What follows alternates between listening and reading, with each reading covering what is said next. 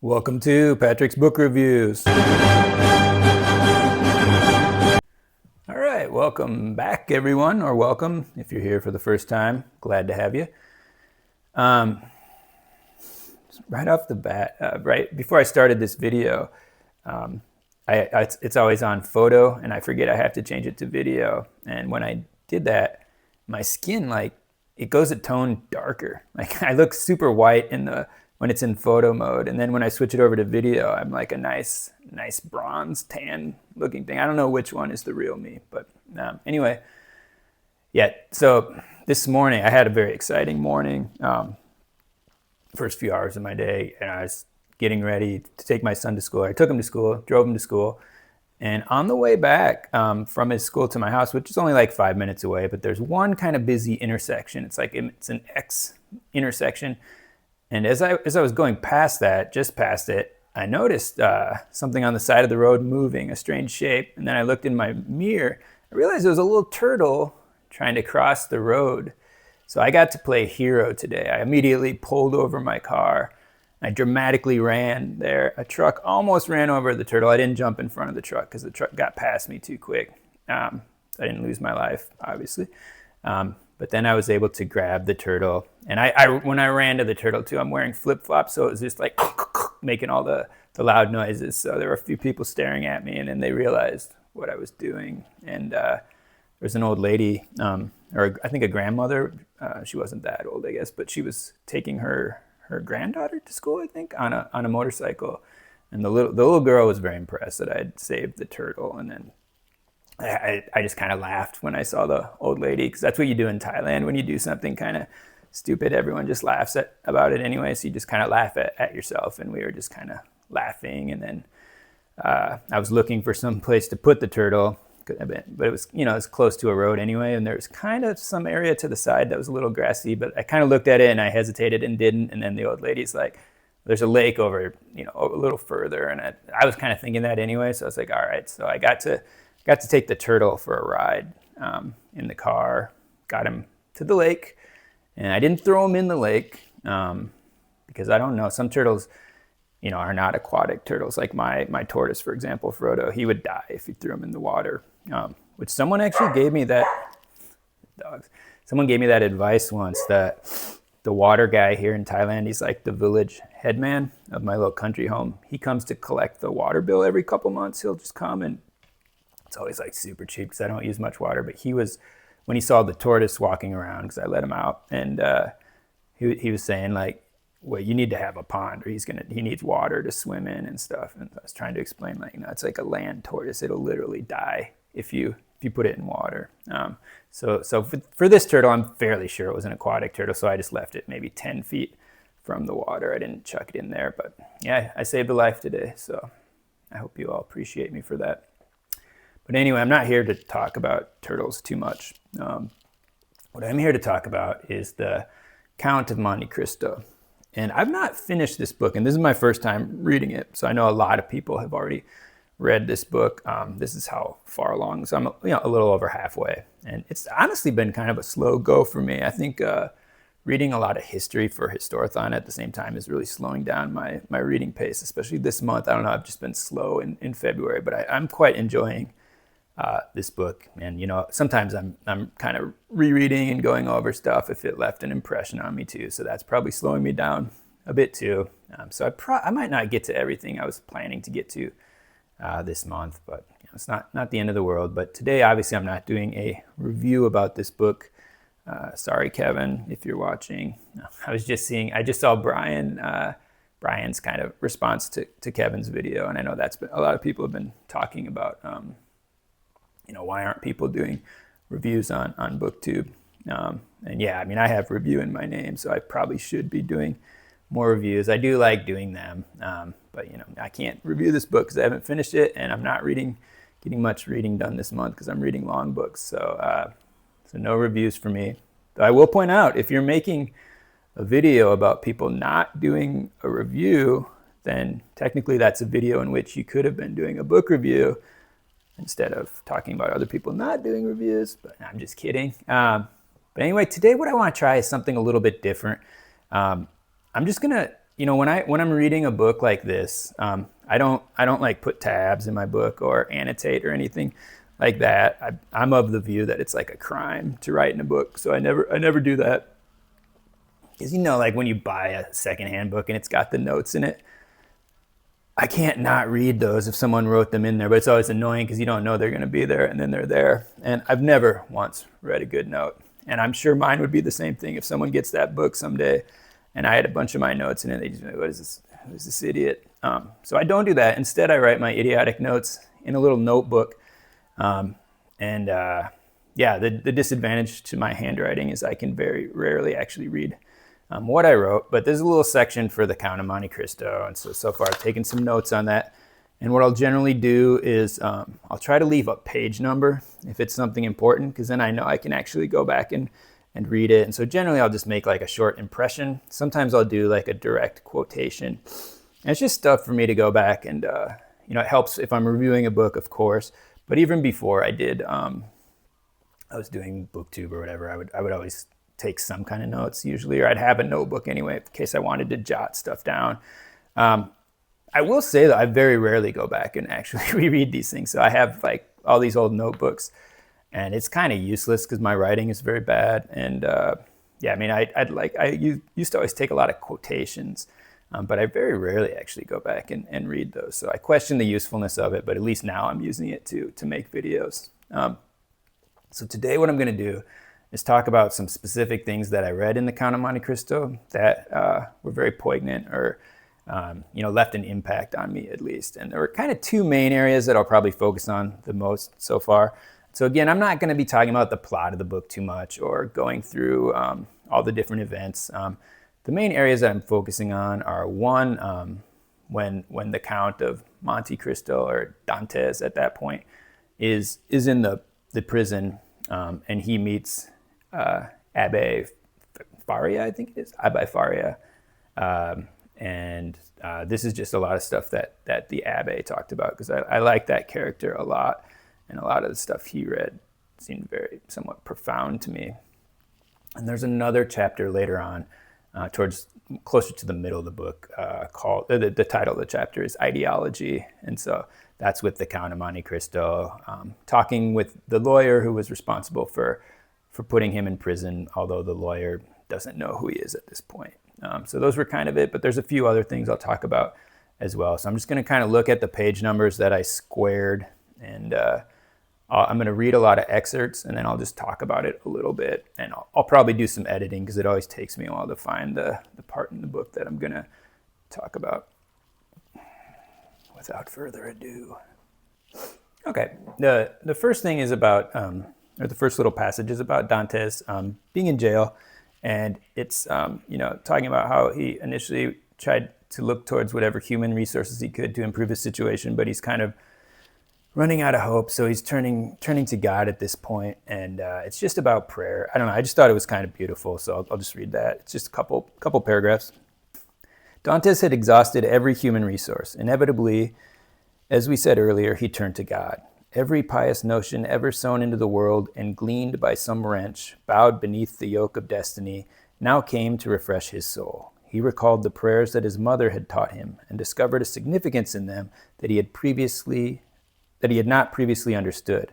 To a happy man, a prayer is a monotonous composition, void of meaning, until the day when suffering deciphers the sublime language through which the poor victim addresses God. So again, people will say their prayers, but when you're happy, they don't mean much until you're actually suffering through something. And he goes on, but he prayed not with fervor, but with fury. Praying aloud, he was no longer frightened by the sound of his own words. He fell into a sort of ecstasy. He saw God radiant in every word he uttered and confided every action of his humble and abandoned life to the will of this powerful deity, driving instruction from them and setting himself tasks to perform. At the end of every prayer, he added the self-interested entreaty that men more often contrive to address to their fellows than to God, and forgive us our trespasses as we forgive them that trespass against us. And then it goes on right after that. Despite his fervent prayers, Dante remained a prisoner. So at this point, Dante turned to prayer, but then it goes on and he kind of gives up on that at this point as well. And this is before he's met the Abbe. And there's another kind of thing that I found somewhat beautiful early on, where Dante, his food was brought in an iron pot, and he was trying to find a tool to dig with. So he was using the iron pot to help to start digging, trying to dig his way out of the prison. And he broke his plate on purpose so that he would be able to keep the pot for that day to use it. But then the jailer who comes to bring his food just says, like, I'm just going to have you keep the pot so that you won't keep breaking our plates and stuff. And so Dante has this extreme gratitude because of this little thing, but it meant so much to him. So he says, Dante raised his eyes to heaven and joined his hands in prayer under the blanket. This piece of iron, which he had been allowed to keep, aroused a more profound wave of gratitude towards heaven in his heart than he had experienced in his previous life from the greatest blessings that had descended upon him. So it's just interesting, depending on your situation in life, just those little things that seem like nothing that can become so very important. And then this next little part, this is after Dante has met his fellow prisoner, the Abbe, and they had both built a tunnel and it had connected, so they were now able to visit each other in their cells, unbeknownst to the guard. And in this point, they were kind of looking to where they were digging, and the Abbe looks over through Dante's little window and realizes the point that they were digging to is a little yard that is fenced in, and there's guards there. So basically, the escape is hopeless at that point. And so he says, so the Abbe says, I saw a shako of a soldier on the tip of his rifle. I jumped back quickly because I was afraid he might see me. Well, Dante's asked, you can clearly see that it is impossible to escape through your cell. So what now? So let God's will be done, said the old prisoner, a look of profound resignation crossing his face. With a mixture of astonishment and admiration, Dante's looked to this man who, with such philosophical resignation, could give up hope that he had nurtured for so long. So, for someone like that who could totally put their life into, what they believe to be God's will, would be obviously very comforting to be able to do that. It's such a hard thing to do. And this continues with their, I believe, with the same conversation. It's a few pages down the road.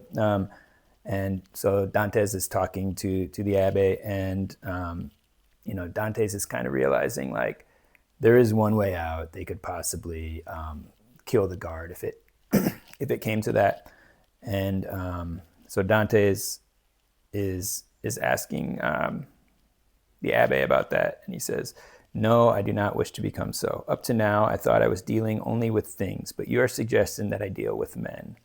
I can cut through a wall and destroy a staircase, but I shall not cut through a man's breast and destroy his life. Dantes made a small gesture of surprise and said, do you mean that, when you might be free, you would be deterred by such considerations? What of you? Asked Faria. Why have you never bludgeoned your jailer one evening with the leg of your table, then put on his clothes and tried to escape? I never thought of doing it. Because you have an instinctive horror at the idea of such a crime, to the point where it has never entered your head, the old man continued. For in simple and permitted matters, our natural appetites warn us not to exceed the boundaries of what is permissible to us. The tiger, which spills blood in the natural course of things, because of this state of being, its destiny, needs only for its sense of smell to inform it that a prey is within reach. Immediately it leaps towards this prey, falls on it, and tears it apart. That is its instinct, which it obeys. But mankind, on the contrary, is repelled by blood. It is not the laws of society that condemn murder, but the laws of nature. And so, I don't know, I'm always kind of interested with the sort of natural law, or these things that come to us where, laws can deter us from doing things like that. But, in our hearts, we all know that murder is wrong. We don't need laws to tell us things like that. Of course, it still happens, obviously. And this is another conversation between Dante and the Abbe. And Dante's and the Abbé. And here, sorry, I'm reading Dante's Inferno right now, or Dante's. I'm actually reading Purgatorio, but I'll keep saying Dante instead of Dante's. But here they're talking, and the Abbé has begun to teach Dantes a lot, because Dantes, was a sailor up to this point, but he was an uneducated youth, and so the Abbé has a ton of knowledge, and so he's starting to give that to Dante. And so this is just an interesting little passage, I think. So, "Alas, my child," he said, "human knowledge is very limited. When I have taught you mathematics, physics, history, and the 3 or 4 modern languages that I speak, you will know everything that I know, and it'll take me scarcely 2 years to transfer all this knowledge from my mind to yours." 2 years, said Dante. "Do you think I could learn all this in 2 years? In their application, no, but the principles, yes. Learning does not make one learned. There are those who have knowledge and those who have understanding. The first requires memory, the second philosophy. But can't one learn philosophy? Philosophy cannot be taught. Philosophy is the union of all acquired knowledge and the genius that applies it. Philosophy is the shining cloud upon which Christ set his foot to go up into heaven." Yeah, very beautiful passage. And the difference between knowledge and understanding. And of course, Dante needs to use all this knowledge and understanding in order to bring everything together, which he's using to get revenge upon those people who have wronged him. But maybe his understanding could overcome that knowledge. And in another little scene with Faria and Dante, at this point, Faria is close to death, and Dantes is desperate to save his life. And Faria says, "There's no longer any hope," Faria replied, shaking his head. "No matter, God wants man, whom he has created, and in whose heart he has so profoundly entrenched a love for life, to do all he can to preserve an existence that is sometimes so painful, but always so dear to him." So yeah, the idea of life, of us having, now, even at this time perhaps, but especially, with evolution and natural selection and those kind of things, there's a lot of talk about, the will to survive being based on wanting to pass on our genes, basically, I guess. But in this case, he's saying that the Abbé is saying that God put that into us, that will to live, because it's so dear to God, and that's why we want to preserve our own lives to such an extent as we do. And it's kind of sad when you see more and more, people. Just seems like there's less and less appreciation of life, or more and more depression in our modern way of living. How people kind of get away from that, and a lot of people do actually lose the will to live.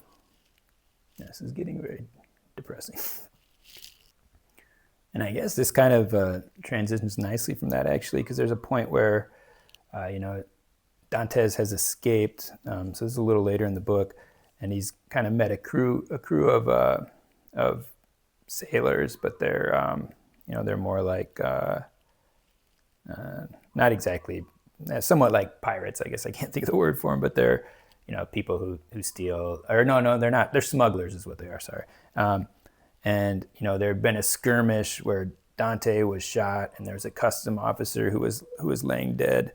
And I thought this was kind of a good turning point in the book. It says, "Moreover, he had looked at the mortally wounded customs man, and whether because his blood was up or because his feelings were chilled, the sight made very little impression on him.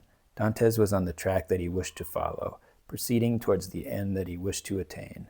His heart was turning to stone in his breast."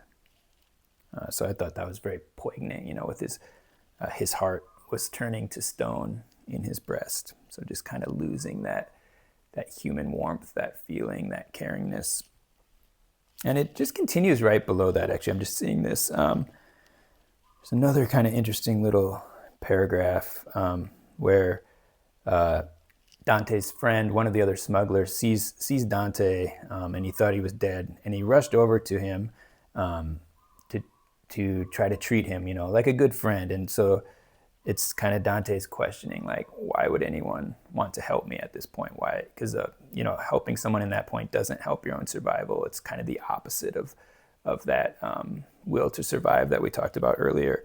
And so it says, in short, could it be that the world was neither as good as Dr. Pangloss pretended, nor as bad as it seemed to Dantes? Since this man, who had nothing to expect from his friend except to inherit his part of the bounty, had felt such distress at seeing him fall dead. And I think that's a very good kind of counterpoint to those very strong evolutionary will to survive kind of viewpoints that have become somewhat prominent, I think, or at least they were, in the past 20 years or so, that I'd heard a lot about. And so the beginning of the paragraph, it talks about Dr. I think it's Pangloss or Pangloss from, I think I have the copy of that book here, actually. Yeah.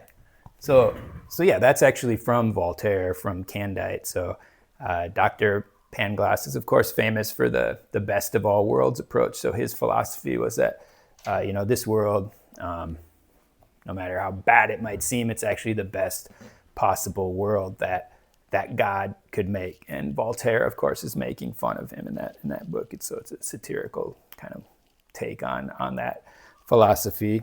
So in the beginning, Dantes is saying, like, yeah, the world obviously isn't that good. That's an overreaction. But it also, maybe it's not as cold and hard as he thought, because his friend had felt such distress at seeing him fall dead, when actually it would have been to his friend's advantage, because his friend would have got a larger share in the bounty if Dantes would have in fact died at that point. And then skipping ahead a little bit, there's a part I really liked here where so the ship owner that Dantes had worked for at the beginning of the book, he was one of the good guys who really tried to help Dantes. He was trying to find what happened to him and do everything he could to save Dantes. And ironically, after that, really bad things started happening to him, whereas the three people who had wronged Dantes, all of their lives had improved. And so this is kind of the pinnacle of, his name is Morel. This is the pinnacle of his life hitting its kind of low point, where he had lost 4 of his 5 ships at this point. And so he's doing import type stuff. And the last ship has not come back, and he's about to go broke. And so he's waiting desperately for that ship to come back. And his daughter comes into the room and says, "Oh, Father," the girl said, clasping her hands, "forgive your child, who is the bringer of bad news." The color drained from Morel's cheeks, and Julie threw herself into his arms. "Father, Father," she cried, "have courage." "The Pharaon is lost?" he asked in a strangled voice. The girl did not reply, but nodded her head, still pressing it against his chest. "And the crew?" Morel asked. "Safe," said the girl, "saved by a ship from Bordeaux that was just come into the port." Morel raised both hands heavenward with a sublime look of resignation and gratitude. "Thank you, Lord," he said. "At least you have smitten me alone." And then actually, the Count of Monte Cristo, or Dantes, he's not the count in this part, but he's disguising himself as an Englishman, and so he's actually there in the room, and he's there in the corner, and a tear rose in his eye because the owner doesn't know who he is at this point, but he sees that. But I just thought that was beautiful, how Morel is basically ruined at this point, but he's just overjoyed that his crew at least had survived, even though he's going to be financially ruined. He's not going to know what to do next. And this reminds me a little bit of a story I once heard. It's supposed to be a true story. It's about there's a famous golfer, and I don't know much about this, but he was an Argentinian golfer, and I believe he was on the PGA tour, and a woman had approached him and told him a story about how her son was very sick with cancer, and basically begging him for help. And so he was giving her financial assistance.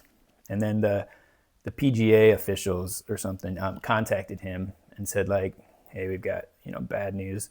This lady she's been taking advantage of you. She doesn't really have a sick child.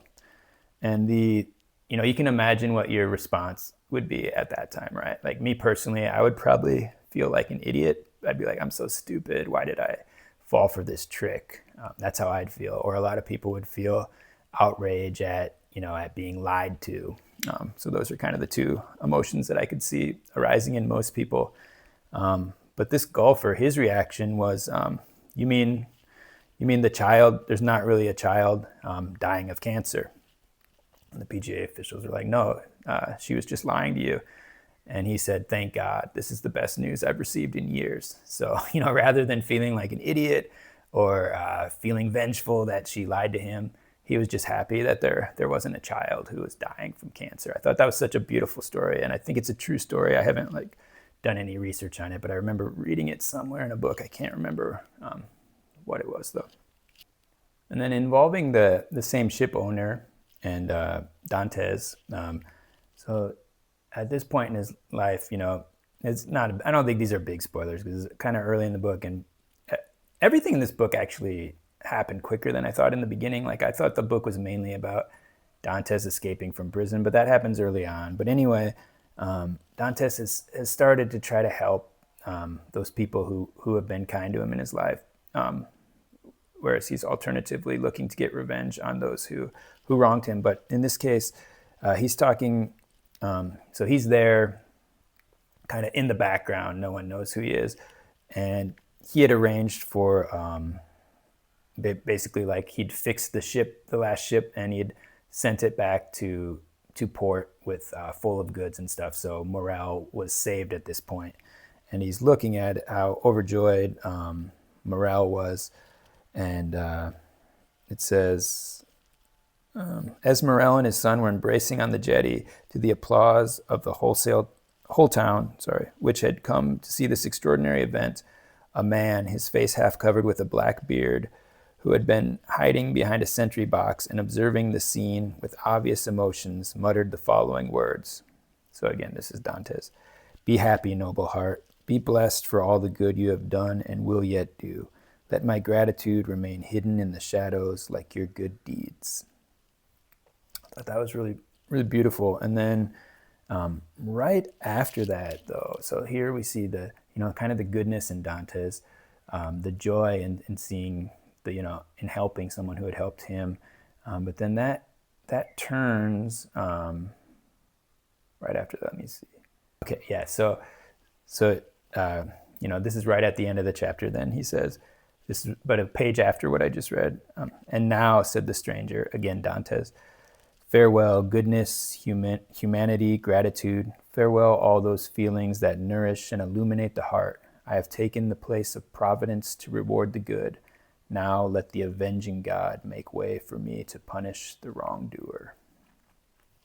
And so, throughout what I've read of the book, the Count of Monte Cristo is a very interesting character because he's taking on all these different personas. So depending on where he is, he might be the Count, he might be Sinbad the sailor, and he's always very rich, and he's very much the aristocrat. Wherever he comes, he's very mysterious, but everyone seems to love him because he's very kind. He knows, he knows all the aristocratic manners and mannerisms and all those things. He does those to perfection, but he's also kind of odd and different, and so he's very fascinating to people. And so because of all that he'd gained from Abbe Faria, he's able to do this, and so he's always helping a lot of people. But you can see that he's kind of connecting all these things to ultimately lead to the revenge that he wants to take. And obviously that'll come later in the book. I haven't gotten to that, if he does, in fact, take revenge. And a little later on, there's an interesting scene, and this is kind of the persona here is that Dantes is taking on is his Sinbad the sailor one. And so he's on the island of Monte Cristo, which was an uninhabited island, but he had made this incredible home inside a cave. And so he's taken someone there, and he's talking with him, and he's showing him this food. And this food it doesn't look special at all. Like he's talking about how this is the like I don't know, the ambrosia of the gods or something like that. But it doesn't look appealing. It's kind of greenish, and so the other guy just like, I don't know, what is this? And it actually turns out it's some kind of hashish or something like that that Dantes uses to to have these incredible dreams and whatnot. Don't do drugs, kids. But that's not really why I wanted to talk about this. The thing is the reaction. So, again, as Sinbad the Sailor, he's reacting to the person Franz, who's like, I don't know, what is this? And cried Sinbad, it is precisely in this that we reveal our base material origins. Often we pass beside happiness without seeing it, without looking at it, or even if we have seen and looked at it, without recognizing it. So again, maybe that's not that deep or profound, but I think everyone can kind of relate to that. They always say it's like the little things in life, and there are so many of those things where you look back at kind of the good or great times of your life, and the time you're actually living them or experiencing them.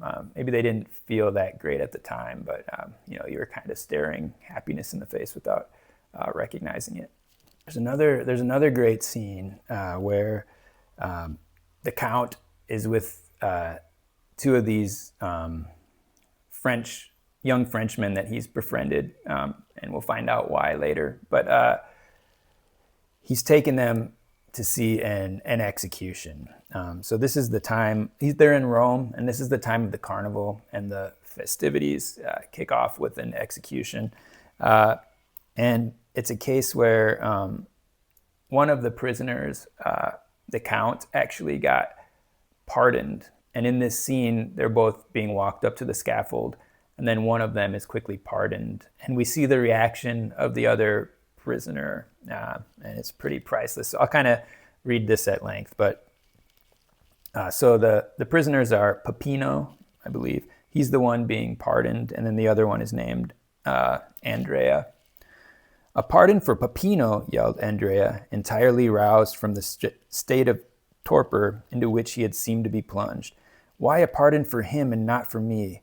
We were to die together. I was promised that he would die before me. You have no right to make me die alone. I don't want to die alone.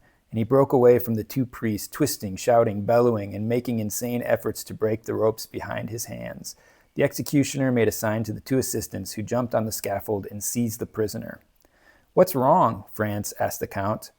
What is wrong? The Count repeated. Don't you understand? What's wrong is that the human being who is about to die is furious because his fellow creature is not dying with him.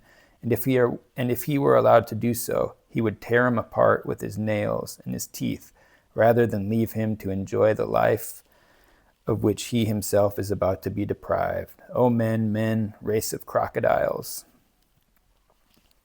And he goes on to further explain it, and it's also worth kind of quoting at length here, I think. Maybe not for you. And so the Count's further explaining this to the two young Frenchmen. Look, the Count continued, grasping each of the two young men by the hand. Look, because I swear to you, this is worthy of your curiosity.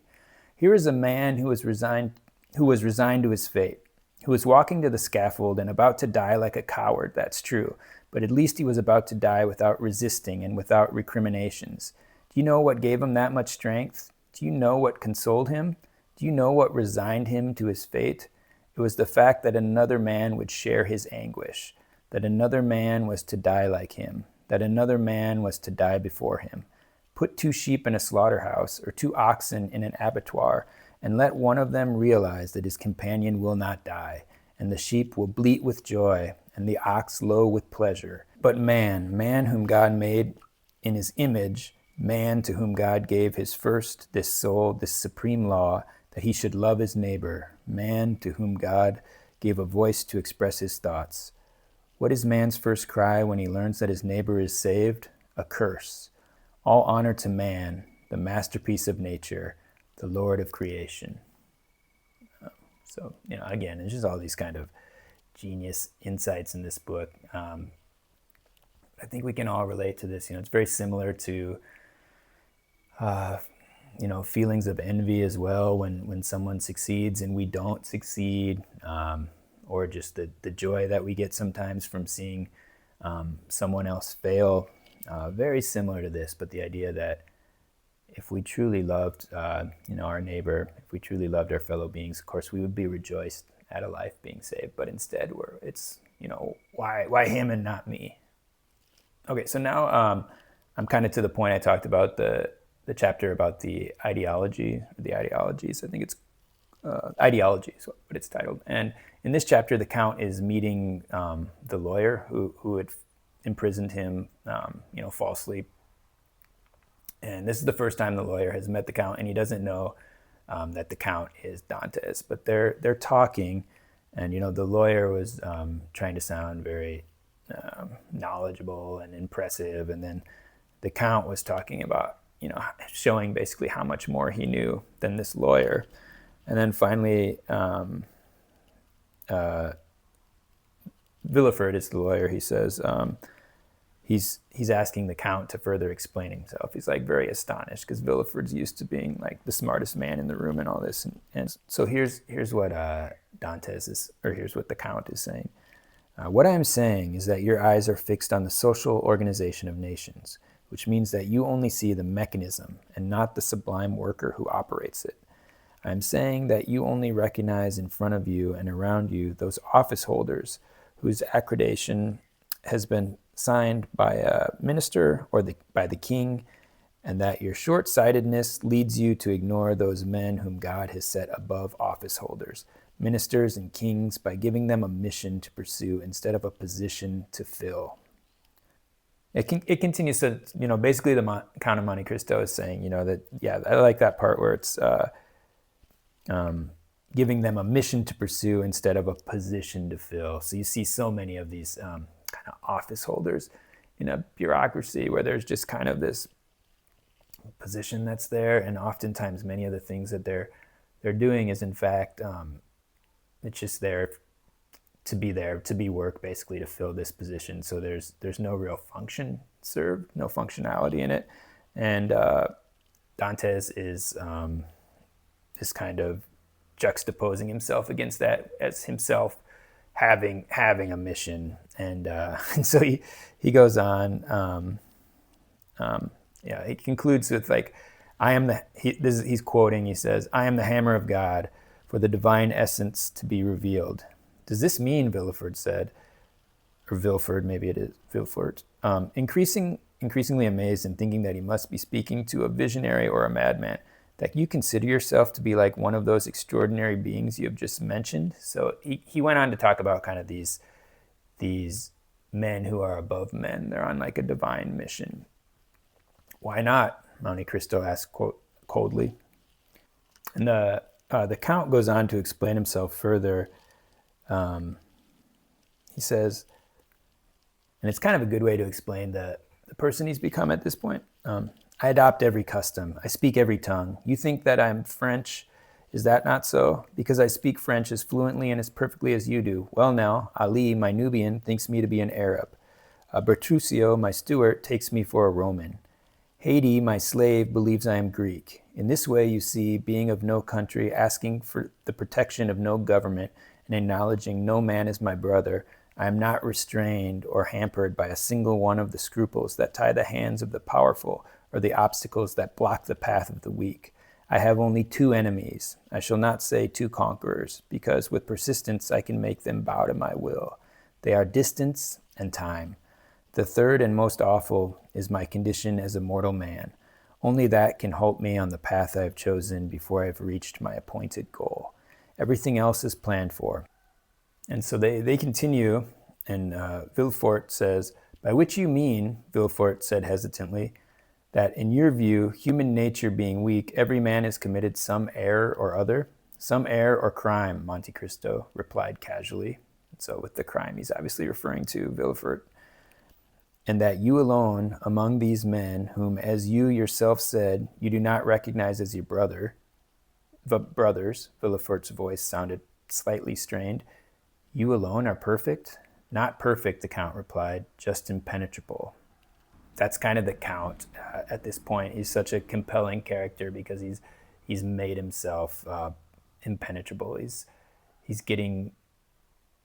setting up this situation in which he can enact his revenge, and he goes through every little scruple to set it up perfectly.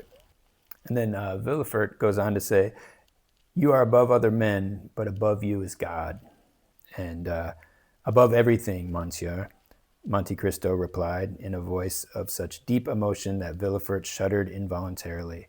"I have my pride for men, those serpents already ready to rise up against anyone who overtakes them, without crushing them beneath his foot. But I lay down that pride before God, who brought me out of nothingness to make me what I am." And so, of course, the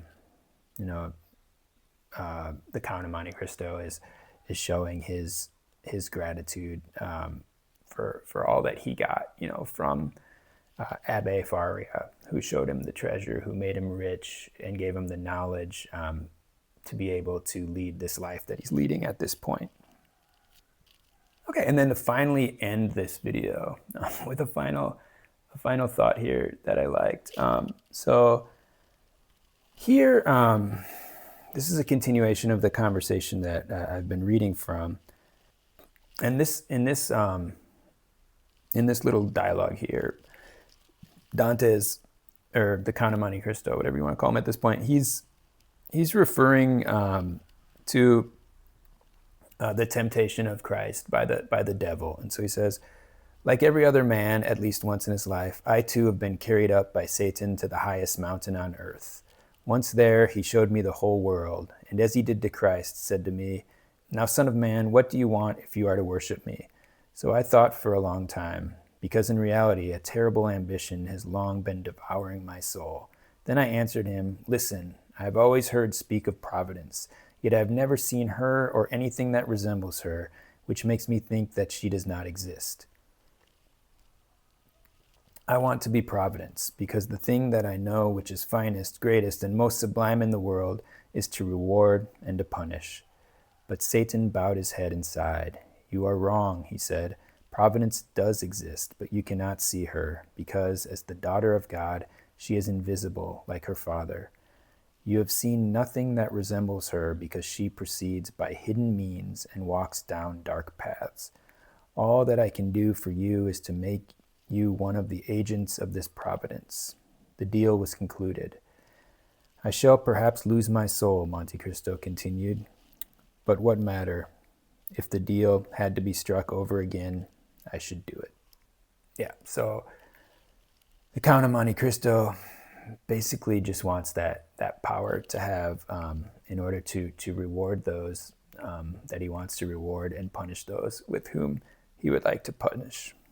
And I've read a bit past that now, over a couple, over at least over 100 pages past that. But that's where I'll just kind of end for today, because I think this video is probably getting quite long. Hopefully I can edit it down a lot. But so far, yeah, I've really been enjoying the Count of Monte Cristo. And again, these were just kind of the more interesting, like philosophical or theological little things I saw in the book. But it's also a great adventure tale. And, the Count is just a really cool character, a really fun character. And he's traveling around the world and getting into these different societies and whatnot. And so it's a good adventure as well. So I guess this is where we will say goodbye. I don't know if I'll do a part 2 to this kind of thing. It's kind of a different way of doing a review. It's not a review. And I don't know what I'm going to do. Maybe when I finish the book, I don't know if I'll do a long form review after doing all this. Maybe I will just kind of include it as I normally would in my end of the month reads, because I'm not going to have very many this month anyway. So anyway, thank you for watching and have a great day.